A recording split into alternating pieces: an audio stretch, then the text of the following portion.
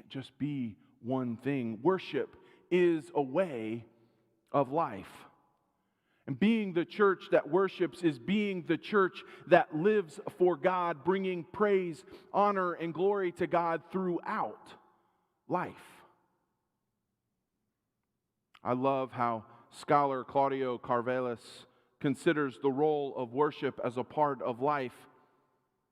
He asks the question, what's worship got to do with it?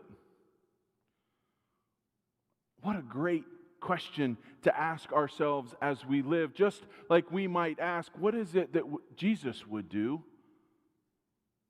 We can think, what's worship got to do with what I am doing? What's the answer? The answer is everything.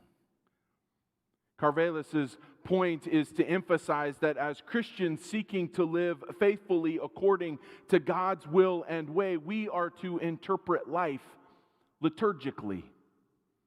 Now, liturgy is another word used to define worship. It literally means the work of the people, or the actions of the people, or the worship of the people.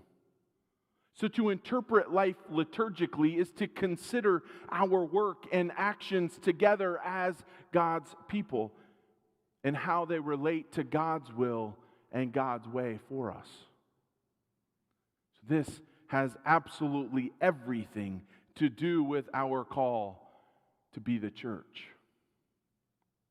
Now, to unpack this more, I'd like to suggest 6 things to consider and hold close.